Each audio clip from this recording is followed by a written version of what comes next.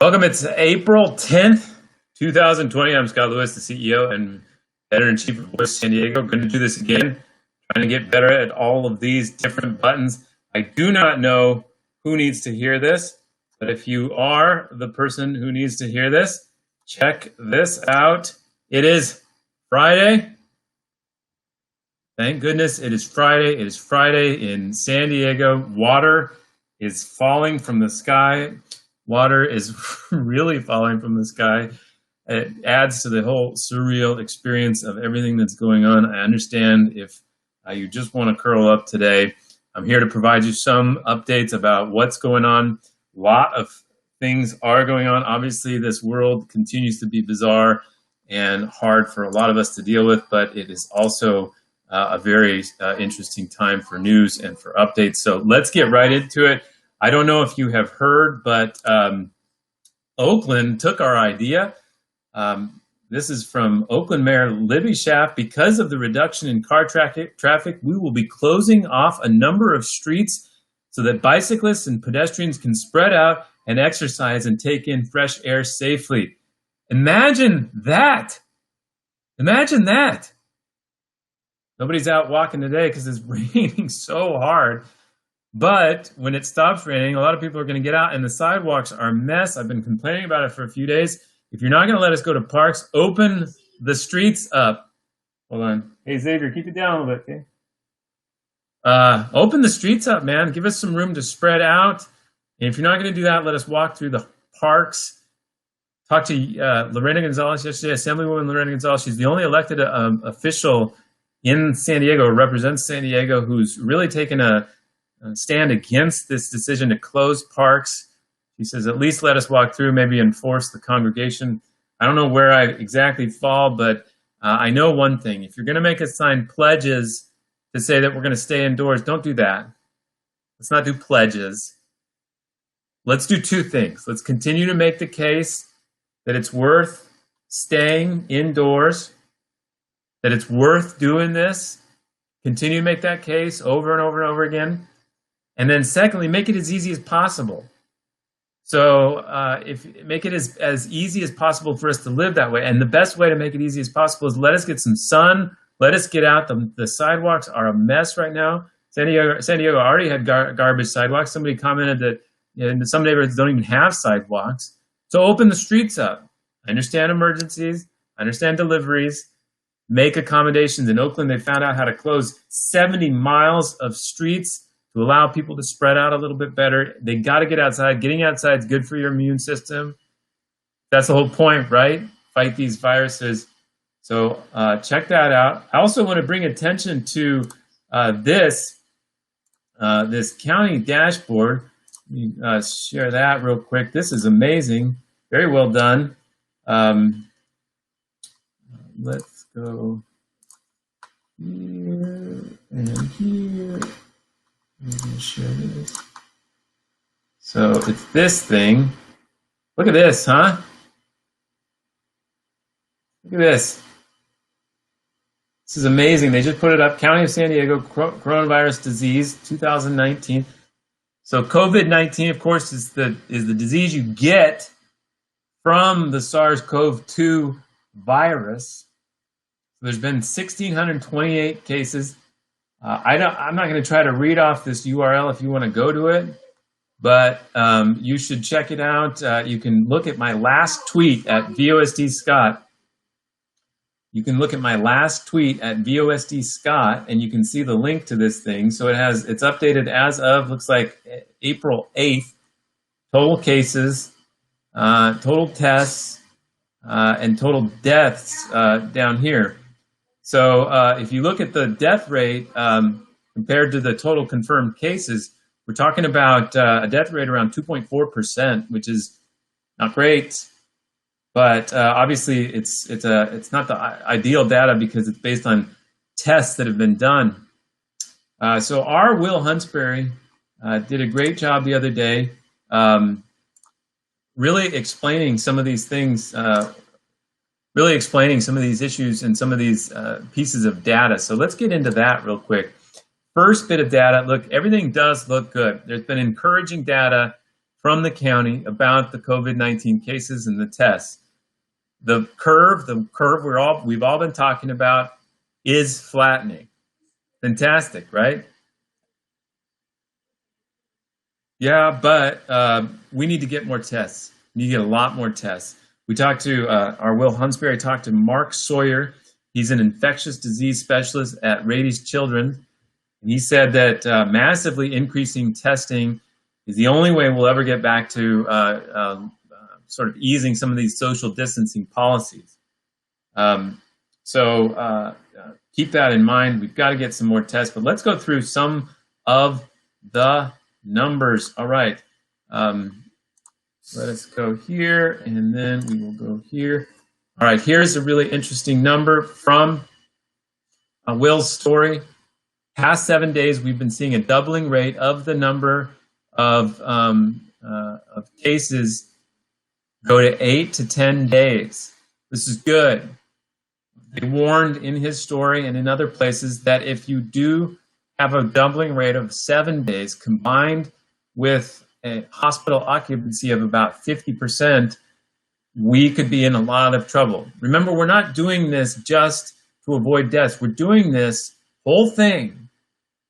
This whole thing is about what it takes to keep people alive, right? What it takes to keep people alive is an extreme amount of hospitalization and ICUs. And so we're trying to protect the system that can do that. We do not want to overrun the hospitals. And so we need to keep this doubling rate right here at this or many more days. Before that, we were in some scary territory. It's starting to look pretty good. There's another bit of data.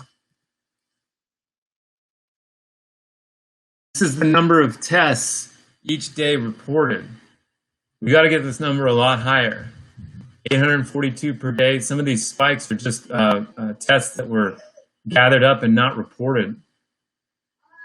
So we got to get this testing up. The only way we're ever going to be able to live with this thing is if we have testing at a much higher level, and we're not sure when that's coming. So check out voicessandiego.org. I think the main story in this entire issue is the curve, right? Flatten the curve, flatten the curve, flatten the curve. And Will Hunsberry took that main story, the curve, and did a great job explaining that. You can find it at voicessandiego.org. I thought he did a wonderful job explaining everything about what's happening there. So let us, let's stop sharing. All right. Well, now it won't let me out of this little area. Back. Okay, stop share. All right. I'm getting better at this. I think I'm getting better at this. But we're learning a couple of other notes. San Diego has officially 7,000 hospital beds. 7,000 hospital beds. As of Wednesday, we had 533 ventilators available to be used.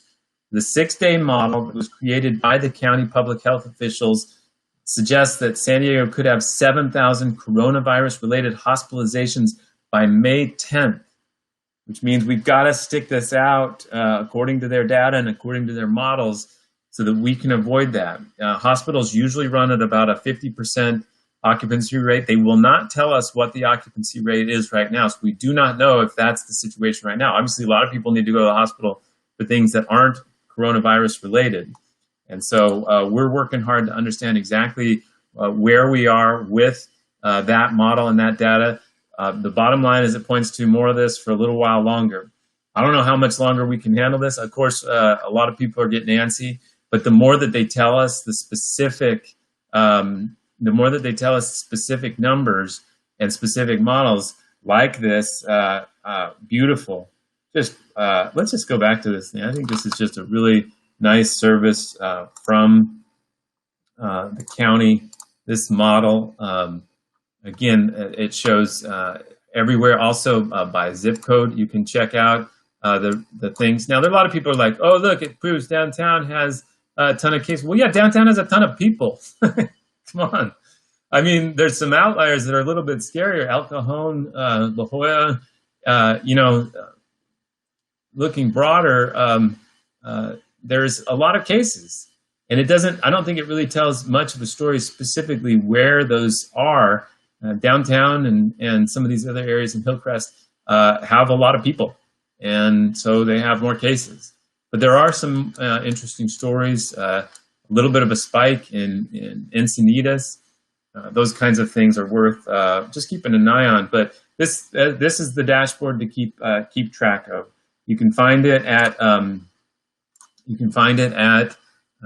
my last tweet, VOSD Scott on Twitter, and check that out. I thought it was a nice service for the county to do. Again, I don't need to do a pledge to stay inside. I need to hear the story, and I need you to make it as easy as possible for me to stay at home, which means if I can walk my dog, give me more room. Oakland figured it out. Give me more room to walk the dog. Give me more room to get the kids outside. That's the way we're going to get through this. Make it as easy as possible. Tell the story as good as possible. I don't need pledges. I'm not a pledge guy. I am not a pledge guy. All right. I wanted to turn your attention also to this story that Lisa Halberstadt on our staff did. Lisa Halberstadt's been doing some great work for San Diego. She did a story about the food system. So we basically had an informal feeding system for the homeless population in San Diego. Restaurants that would hand out food, a safe space to be, church groups that would show up and hand out food. And we're talking about food you can just eat right there. You go to the food bank, you get food that you can store and cook. It's like a grocery store that you don't pay for. It's a grocery service. We're not talking about that. We're talking about we're talking specifically about people who are relying every day on some of these like handouts of food, especially downtown. Well, when COVID-19 became a part of our life, that system evaporated, vanished. And so Lisa talked to people who were actually going hungry at this moment. They had relied and created a lifestyle around that system of getting food every day. So she did that story a couple days ago, blew up. A ton of people said, what can we do? What's happening? How do we deal with this? She did a follow-up today on voiceofsandiego.org about the food assistance system. Talked to a lot of people at the food bank and homeless service providers, and it's a really interesting debate. On the one hand, there's a group of people saying, like, how do we recreate this informal system of handing out food that people can eat right then? Or Father Joe's representative, Deacon Jim Vargas, said food should be accompanying sheltering efforts. That if you want food, go to the convention center. Convention center right now is being set up to handle 1,500 homeless residents. The convention center, the site of Comic-Con in the next 2 months. The convention center has been set up to handle 1,500 people at a cost of about $1,860 a day per person. $1,800 per day per person at the convention center. And so you have Father Joe saying we don't need to recreate this informal system of handing out food like we did before. They need to go find shelter. We'll help them there. Fascinating debate. Do we recreate this informal system that has vanished because of COVID and caused people to go hungry? Or do we recreate the entire system of how people get food, and should it be attached to other assistance efforts? Fascinating debate playing out right now, all because of reporting by Lisa Halberstadt. Lisa's been on the front. I told her a couple days ago, I said, look, your whole life for the last 5 years has been about preparing for this moment. Nobody is better prepared for this moment than you, Lisa Halberstadt, as far as handling this discussion. That's what our reporters are out there doing. They're making sense of what people are saying. They're asking tough questions. They're asking those questions again when those aren't answered. And then they're explaining what they can explain about why things are the way they are and what's going to happen next. And that brings me to, there was another point. So as we talk about the curve and the way this spreads, I tweeted yesterday an incredible study from the CDC. So when they found out some of these initial, coronavirus victims and patients in this country. They follow them. They go and ask where they were and stuff like that. They found a guy in Chicago who had traveled a little bit. He just said, "Xavier, keep it down. Don't talk so loud." Homeschool. They talked to they did an investigation about a man in Chicago who went to a funeral, and he went to a birthday party. Just an incredible story. He ended up infecting 10 people, 3 of whom died. Just the power of social distancing in one investigation. Check it out. The CDC just published it. An investigation of one man who went to a funeral, hugged the people at the funeral, hugged people, celebrated at a birthday party, shared food. 10 people got infected, 3 died. All 3 were over 60. Very powerful disease, and it spread fast and easy. And that's why we're trying to stay away from each other right now. When are we ever going to go back to just fleshy handshakes? All right. Final point to close on today. Hope everybody has a good weekend. All this uplifting news. There were two really rough stories for me to read this week. Washington Post today, story about media layoffs and media cutbacks. The Tampa Bay Times laid off 11 journalists, stopped 5 days of its print edition. Seattle's The Stranger laid off 18 staffers, stopped printing. Denver Post, Boston Herald, layoffs, salary cuts at the Dallas Morning News. Tons of small papers are folding. We've talked already about what's happened here. San Diego Magazine, San Diego City Beat, San Diego Home and Garden. The New York Times reports just now roughly 28,000 workers at news companies nationwide have been laid off, furloughed, or had their pay reduced. Some publications rely on ads have just plain shut down. Whew. I mean, this is my industry. This is the industry I got into. But there was another bit of news from Pointer. Hearst Publishers, Hearst Castle. CEO Stephen Schwartz told publishers and editors its newsrooms will not have any layoffs, no furloughs, no pay cuts. And in fact, the company's giving a 1% bonus to all employees, will create an added bonus merit pool later, and is waiving budget targets that determine executive bonuses. They're going. They're burning the boats. I loved this. Every one of these papers that's cutting back, every one of these news sources that's cutting back, is always, all of them are acknowledging that their audience has soared. The relevance of their product has soared. Nobody has ever been more interested in what they provide than now. And yet they're cutting back. If you can't make it work when more people are interested than ever, then when are you going to make it work? I understand that the model is set. I know exactly why it's not working. Advertisers have better options in other platforms, and they've been fleeing. They don't have businesses right now. I understand that. But we've got to get to a place where readers who value this content pay for it. And if not now, when? This is when they value the content more than ever. I love this Hearst CEO, Stephen Schwartz, says, let's go. Not only are we not going to cut back and hurt people's morale, we're going to invest in them, and we're going to burn the boats behind us, because when are we ever going to succeed, if not by providing the most relevant service possible right now? That's kind of the attitude that I've taken. We have 15 employees. We have a lot of work to do to make it. I consider it the challenge of my career to make it through this year, make it successfully through this year. But when is this service ever going to be more valuable? When is this service ever going to be more important? When is this service of news going to ever be better than now? And we need to dig in. All right, a couple of your questions.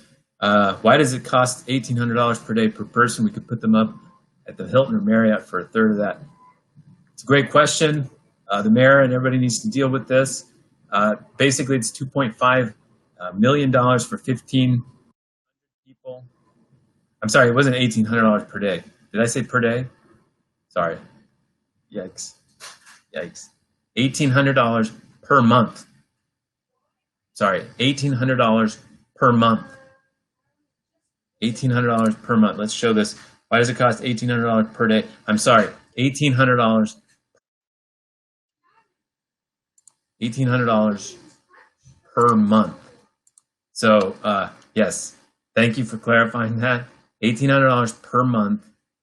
They're adding food. It costs a bunch of other things. But this is one of the major questions. You could, with a few $100s more, put people in apartments. No question. I'm sorry about that, Air. Doing my best here, this live thing. Talk about increase of food stamps that people are required to go to a store. Let's check this out. For the increase of food stamps, people are required to go to a store in person to spend because of food stamp, and how that can adversely affect the rights of disabled people. Okay, good point. I think I just keep that in mind. We're checking into a couple issues at the county about food assistance. Jeff Patno, thanks for doing what you're doing. Hey, thank you, Jeff. Appreciate that. Here's a question. I have a very common question. Can we still go for a walk? Hell yeah. Absolutely. Go for a walk. My whole point is make more room for us to go for a walk because the sidewalks are crazy right now. You can go for a walk. Getting out in the sun. I know that there's water falling from the sky. It's a very weird phenomenon. I know there's water falling from the sky right now. But you can absolutely go for a walk. You can absolutely get out. My point is they need to give us more space. They absolutely need to give us more space. They absolutely need to give us more space to get out and get in front of people. Yesterday, or the day before, I tweeted, close some of these streets, or at least close half of them so that we can have more room to walk. And Dan Plant, KUSI reporter, just a very energetic individual, Dan Plant, KUSI. He responded to me, great idea. Nah. Really nailed me, really took the wind out of me. Well, Libby Schaaf at the mayor of Oakland figured out a way. 70 miles. Check that out, San Francisco Chronicle. Libby Schaaf created 70 miles for people to walk. If you're going to close parks, give us another place to walk or tell us that we can't even leave our house. But they have not told us that we can't leave our house. They've told us we stay at home, don't interact with other people, wear a mask when you're in public, but absolutely you can still go for a walk. All right, anybody other questions before I let go for the weekend? Love to get anything out there. Even if I don't have the answer, I can tell my reporters to check it out, or we can look at different everything. Stop complaining. No, stop complaining. No, I'm gonna complain. You gotta give us space. I'm in. I want space. I'm all aboard. I've been making the case as much as anyone that we need to stay at home. We need to stay away from other people, but make it clear about what we can do. And if you're going to close the parks, give us more space to walk in other places. That's all I'm saying. All right, check out my last tweet. Again, I'm going to share this thing again. This is just a really great service. The county's put together. County of San Diego Coronavirus Disease 2019 COVID-19. Check us out. This is the number right here. Hospitalized. That's the number we can't have too high. And that's why we're doing all of this, is to keep that from going too high and get this curve. See this thing here? We need to go up to like here. And we'll go down. This is the point where we need to get to right here. See what I'm doing there? Yep, get over to here. So I don't know when here is. I hope it's soon. Everybody's going a little nuts. I understand. I know everybody's going a little nuts. I understand. See what else we got. What Rachel Riggs asked. What did Rachel Riggs ask? Oh yeah, I saw that. All right. Thanks for hosting these. Are you on a regular schedule? I've only happened to catch you randomly. All right. Here's the deal with this. A lot of people have shown interest in this. It's gotten some pretty good traffic. We are going to keep trying. We're kind of a test to see if we can make this work, if people are into it. And I'm learning how to push all the buttons. Trying to hook up. The reason I'm late today is tried to hook up this mic I got. Couldn't get it to work. It's hard. So I'm getting a little better at that. But my goal is to do this every day at 1:30. However, 1:30 on Thursdays is when we record the podcast. So that's why I'm not going to do it. 1:30 every day right here. Twitter, Facebook, YouTube. And if we can get Instagram connected there, they don't play same as some of these others. Same place there. Twitter, Facebook, and YouTube. We should be able to go live. So we're hoping to do that every day at 1:30 p.m. What am I ignoring, Rachel? I don't. Which one? This one? Is this the one I'm not? I don't. Yeah, I agree. That's a good question. I agree. That's a good question. The housebound people who. Oh wait, please consider the topic housebound who can no longer get groceries because of increased demand from the general population. Okay. They will be considered, and I'll see what we can do. I've had a lot of people suggest this, one-way sidewalks. Come on. You really think we can get the message out to the 3 million people in San Diego that they can only walk on one way of the sidewalk? I'm having trouble just getting them to stay in, but I agree. I'll keep that in. Your multiple questions, and okay, Rich, I'll check them out. I will check them out. We'll check them out. Yeah, Facebook does own Instagram. But Instagram doesn't do this we're using the stream called Restream. Instagram doesn't play with that, doesn't play with some of these others. They don't make their system open like some of these other services. So that's why that is not happening. What is the silver lining for San Diego in this crisis? Great question. Great question. I think I have an answer. There's a bunch of silver linings, actually. And I don't mean like, oh, I got to watch the whole Wire season 5 again, although I would love to do that. Season 2, season 3. Season 3 of The Wire. And I don't mean I got to bake bread. Those aren't silver linings. Those are coping, we're getting through kind of messages. My silver linings are this. A, governments need to make it easier for people to interact in public meetings without driving their butts down to those agencies to sit there and wait for their topic to come up. That is a luxury. That is a luxury that people don't have, especially if they have kids or if they have no ability to take the time off work or otherwise. It's very difficult to participate in public meetings. And thus, the people who go to public meetings are people who are directly interested in whatever issues up there or project up there. They might be very opposed to a building project. They might be very opposed to sex ed in schools or whatever, and they're willing to take the time off, take their kids or whatever, and get down there. And that means that the vast majority of people who might have a say or might be interested in the topic but don't actually have the time or ability to get there physically can't participate. I believe a silver lining out of this is that we're going to be able to participate in virtual town halls and town discussions and city halls and city councils, county supervisor discussions easier using the internet. And I believe that this will push us to get there.